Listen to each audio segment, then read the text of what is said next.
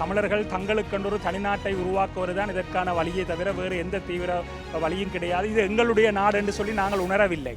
அந்நிய நாடாகத்தான், வேற்று நாடாகத்தான் நாங்கள் இங்கே வாழ்ந்து கொண்டிருக்கிறோம். இங்கே நடக்கிற போலீஸ் சோதனை சாவடிகளும் போலீஸ் பரிசோதனைகளும் எங்களை போலீஸார் நடத்துகிற விதமும் இது எங்களுடைய நாடு என்ற உணர்வை எங்களுக்கு இது தோற்றுவிக்கவில்லை.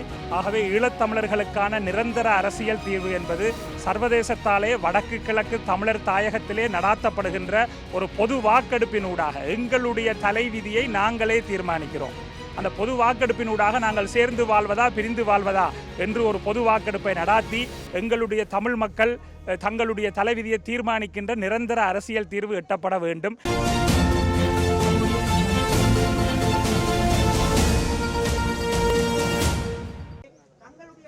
தையிட்டி போராட்ட களத்தில் இருக்கிறோம். வேலன்சாமி நம்மோடு இணைந்திருக்கிறார். குறிப்பாக கடந்த போராட்டத்தின் போது ஒரு மதகுரு என்ற மரியாதை கூட இல்லாமல் ஸ்ரீலங்காவினுடைய காவல்துறை நடந்து கொண்ட விதம் என்பது உலக அளவிலே மிகப்பெரிய கண்டனங்களை ஏற்படுத்தியிருந்தது. இந்த நிலையில் இன்றைய தினமும் நீதிமன்றத்தினால் தடை கட்டளை வழங்கப்பட்டிருந்த போதும் தமிழ் மக்களுடைய உரிமைக்கான ஒரு போராட்டம் என்ற அடிப்படையில் இந்த போராட்டத்தில் இப்போது வேலன் சுவாமிகள் கலந்து கொண்டிருக்கிறார். குறிப்பாக சுவாமி அவர்கள் தொடர்ச்சியாக தமிழ் மக்களுடைய போராட்டம் என்று வருகின்ற போது அந்த போராட்டத்தில் முன்னிற்க குரல்களுக்கான தடைகளை நீதிமன்றத்தினூடாக காவல்துறை பெற்றுவிடுகிறது. இது தமிழ் மக்கள் சார்ந்து வெளிக்கிளம்புகின்ற குரல்களை அடக்குவதற்கான ஒரு முயற்சி. இதற்கு நீதிமன்ற கவசம் ஒன்றை போட்டிருப்பதாக மக்கள் அங்கலாய்க்கிறார்கள். நீங்கள் என்ன நினைக்கிறீர்கள்? ஆமாம், மக்கள் அங்கலாய்க்கிற அந்த விடயம் உண்மை.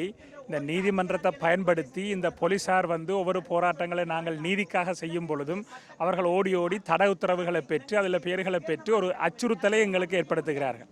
ஒரு அடிப்படை ஜனநாயக உரிமைகள் இருக்கிற நாட்டிலே நீதிக்காக குரல் கொடுப்பது என்பது அடிப்படை ஜனநாயக உரிமை. அந்த அடிப்படை ஜனநாயக உரிமையை கூட ஸ்ரீலங்கா சிங்கள பௌத்த பேரினவாத அரசு இந்த ஸ்ரீலங்கா காவல்துறை ஊடாக நீதிமன்றங்களை அணுகி நீதிபதிகளை அணுகி தடை உத்தரவுகளை பெற்று இன்றைக்கு பார்த்தா யாழ்ப்பாணத்தில் இருக்கிற எல்லா காவல்துறை ஓஎஸ்சி மேரும் ஆஃபீஸர்ஸ் லெவலும் இங்கே நிற்கணும். இங்கே போதைப்பொருள் எவ்வளோ நடக்குது, அது போலீஸும் சேர்ந்து தான் போதைப்பொருளை வியாபாரம் செய்யுது. எங்களோட இளம் சமுதாயத்தை அழிக்கணும். சமுதாயத்தில் எவ்வளவோ சீரழிவுகள் இருக்குது, அதுகளை பார்த்து செய்யலாமல் அதில் ஒன்றும் செய்யாமல் இங்கே முழுக்க நின்று எங்களை தடுத்து இன்றைக்கு போராட்டத்துக்கு நாங்கள் விரைக்க கூட வழியிலெல்லாம் ரக்கி ஏற்றி பதிவுகள் எல்லாம் செய்யுது. அது ஒரு விதமான அச்சுறுத்தல், ஹரஸ்மெண்ட். அப்போ இது மனித உரிமைகளுக்காக குரல் கொடுக்கக்கூடிய மனித உரிமை செயற்பாட்டாளர்கள், நீதிக்காக குரல் கொடுக்கின்ற செயற்பாட்டாளர்களை அடக்குகின்ற ஒரு வன்முறையைத்தான் காட்டி நிற்கிறது. அனுர அரசும் அதுக்கு விதிவிலக்கு இல்லை. அதுபோல் கடந்த முறை போராட்டத்தில் என்ன போலீஸார் கைது செய்த விதம், அடித்து உதைச்சு நானா ஏறன்னு சொன்ன பிறகும் அடியேன்னு அடிக்கினேன். அதே போலீஸார் திருவோணமலையில் புத்தர் சிலையை அகற்ற போய் அங்கே இருக்கிற பிக்கு கன்னத்தில் அறையிறார். வெக்கம் இல்லாமல் வேண்டி கொண்டு நிற்கணும். பிக்குட்ட அறைய ஒன்றும் செய்யலாமல் நிற்கணும். அங்கே மட்டக்களப்பில் ஒரு பிக்கு ஏறி நின்று போலீஸரை தொப்பியை தட்டி விடுறார், போலீஸரை பச்சை பிடிச்சி ஆட்டுறார். அதுக்கு எதிராக ஒரு நடவடிக்கையும் எடுக்க இல்லாமல் கையை கட்டி கொண்டு அடி வேண்டி கொண்டு நிற்கணும். அப்போ இதுதான் ஸ்ரீலங்கா போலீஸார்ன்ற இன்றைக்கு நிலைமை. காட்டு மிராண்டிகள். உலகத்திலேயே மிக மோசமான ஒரு போலீஸ் என்றால் அது ஸ்ரீலங்கா போலீஸ் தான். Very very worst brutal police Sri Lankan police, these fellows. ஆனால் அதே நேரம் அந்த புத்திஸ்ட் மொங்காருக்கெல்லாம் அங்கே அடாவடியெல்லாம் செய்ய பேசாமல் அடி வேண்டி கொண்டு நிற்கணும். பௌத்த பிக்குட்டு அடி வேண்டதுக்கு தான் இந்த காக்கியுடைய இந்த யூனிஃபார்த்தையும் போட்டுக்கொண்டு ஸ்ரீலங்கா போலீஸார் இங்கே நிற்கணும். அப்போ இந்த விதத்தில் தமிழர் என்றதுக்காக எங்களை அடக்கி ஒடுக்கிறது. இந்த பார்த்தீங்கன்னா ஏற்கனவே வெளிவடக்கு பிரதேசத்தில் 2010ஆம் ஆண்டுக்கு பிறகு அடித்து ஒழிக்கப்பட்ட தரமட்ட பக்கமாக்கப்பட்ட ஆலயங்கள், சைவ பிள்ளையார் கோயில் இருக்குது, 2 தேவாலயங்களும் இருக்குது. அப்போ இந்த இதில் பார்த்தீங்கன்னா இது ஒரு பிள்ளையார் கோயில், அது மாதிரி இது செபஸ்டியன் தேவாலயம். அடுத்தது இதை எல்லாரும் உணர்ந்து கொள்ளணும். இந்த இது பழைய அடைக்கல மாதா கோயிலுடைய பழைய படம். இது பிறகு அவர்கள் 2010 பூச வழிபாடு செய்யப்பட்ட படம் 2000. அதே மாதிரி இது இன்னொரு பிள்ளையார் கோயில் உண்டு, அந்த வழிவடக்கில் இருக்கக்கூடிய பிள்ளையார் விநாயகர் ஆலயம். இப்போ இந்த ஆலயங்களை எல்லாம் யுத்தம் முடிஞ்ச பிறகு 2010க்கு பிறகு அடித்து தரமட்டமாக உடைச்சு, அது மட்டும் இல்லை இந்த தேவாலயங்கள் இருக்கிற அதாவது ஃபாதர் மேர் மற்ற சிஸ்டர் மேர் தங்கி இருக்கக்கூடிய மடங்கள் மற்றும் அங்கே இருக்கக்கூடிய சில தொழிற்சாலைகள் எல்லா கட்டுமானங்களையும் தரமட்டமாக அடித்து ஒழித்து இப்போ வர்த்தமானி மூலமாக கையகப்படுத்தி இருக்கிற 700 ஏக்கரில் ஸ்ரீலங்கா ராணுவம் நல்ல விவசாயம் செய்யுது எங்கட மக்கள்கிட்ட ஹானியில். இந்த சலூனுகள் ரெஸ்டாரண்ட்டுகள் எல்லாம் கேகேஎஸ் வீதியில் தெல்லிப்பளை சந்தியிலேருந்து காங்கேசந்திரம் மட்டும் எல்லா பக்கமும் போட்டு எல்லா உழைப்பையும் இவை செய்து கொண்டு எங்கட மக்கள்கிட்ட வளங்களை சூறையாடி கொண்டு அதுக்கு மேலதிகமாக அதுக்கு ஒரு உச்சம் வச்சா போல் இந்த தனியாட்ட காணியை ஆக்கிரமித்து விஹாரையை இப்படி கட்டினது புத்தருக்கே அவமானம். ஒட்டுமொத்த தேரவாத பௌத்தத்துக்கு, உலகத்தில் இருக்கிற தேரவாத பௌத்தத்துக்கே ஒட்டுமொத்த அவமானம். எல்லா பௌத்தர்களும் இதை நினச்சி தற்கொலை செய்யணும். அப்படியான நிலைமை தான் இன்றைக்கு இருக்குது. குறிப்பாக சொல்லுகள் வேண்டுமாக இருந்தால் மிக நீண்ட நாட்களாக இந்த போராட்டம் இடம்பெற்றுக் கொண்டிருக்கிறது. தொடர்ச்சியாக போராட்டத்தில் ஈடுபடுகின்றவர்களை மிக மோசமாக ஒடுக்குகின்ற நடவடிக்கை தான் அரசு தரப்பினுடைய ஏவலாளர்கள் செய்து கொண்டிருக்கிறார்கள் என்ற ஒரு குற்றச்சாட்டு மக்கள் தொடர்ச்சியாக முன்வைத்து வருகிறார்கள். இந்த நிலையில் தொடர்ந்தும் போராட்டங்கள் இடம்பெறுகிறது. இதனால் இந்த அரசினுடைய அல்லது ஸ்ரீலங்காவினுடைய சிங்கள பௌத்த மகாவம்ச மனநிலையில் மாற்றம் ஏற்படும் என்ற நம்பிக்கை உங்களுக்கு இருக்கிறதா?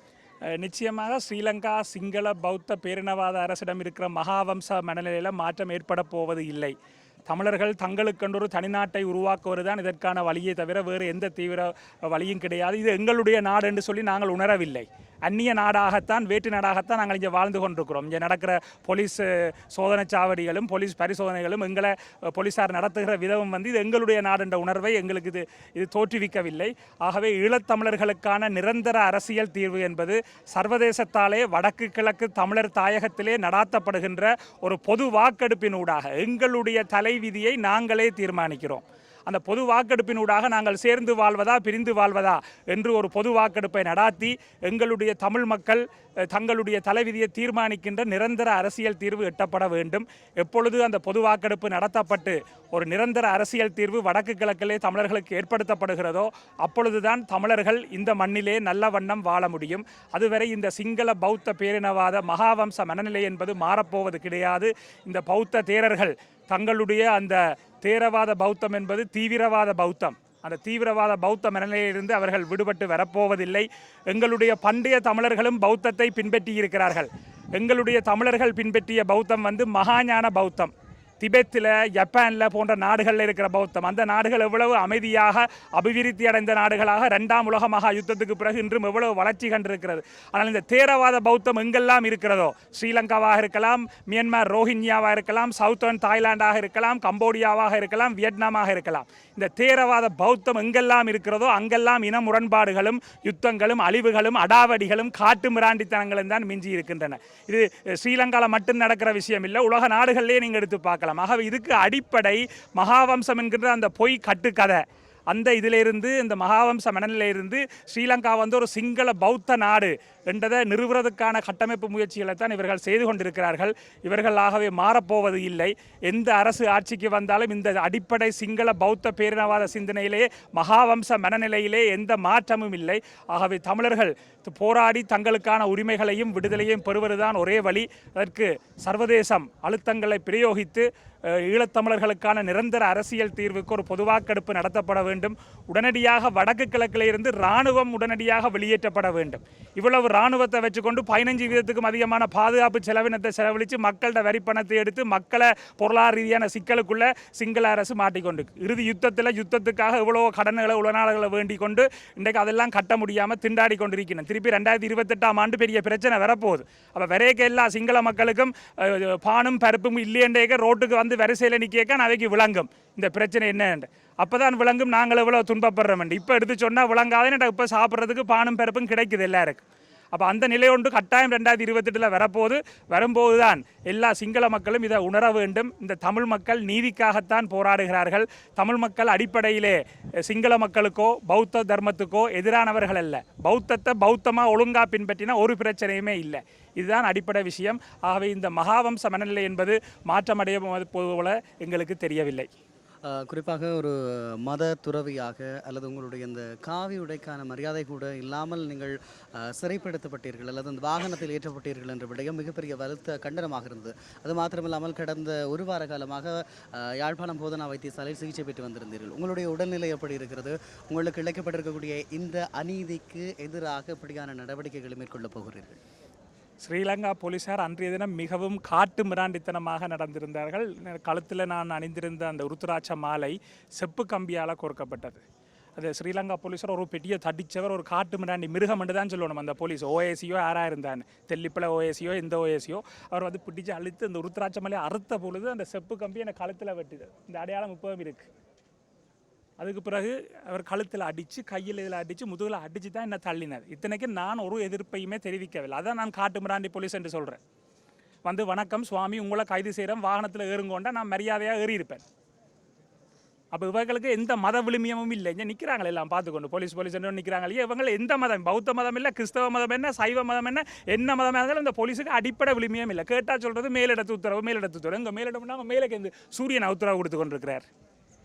மேலிடத்துக்கு சொல்ல வேண்டியான ஒரு துறவியை எப்படியா நடத்துகிறேன்னு சொல்ல வேண்டியான, இல்லாட்டி போலீஸ் வேலையை விட்டு ரிசைன் பண்ணி போட்டு வேறு தோட்டத்தை செய்து வாழலாம் கௌரவமாக. அப்போ இப்படி எல்லாரும் அடக்குமுறை அடாவடியாக செய்த ஒரு கொலை முயற்சி என்று தான் நான் சொல்லுவேன். ரெண்டாவது நான் பேருந்து அங்கே ஆனதுக்கிட்ட இருக்க நெஞ்சை பிடிச்சி இதயத்தை பிடிச்சி தள்ளி ஏற்றினேன். எக்ஸ்ட்ரா எடுத்தது 2 தரம். அப்போ இந்த இதயத்தை பலகீனப்படுத்தணும்னு சொல்லி இதயத்தை பிடிச்சி தள்ளி ஏற்றுறது இதுவா ஸ்ரீலங்கா போலீஸுக்கு மேலதிகாரிகள் சொன்ன கட்டளை? அனுர அரசு இதைத்தானே செய்கிறதா?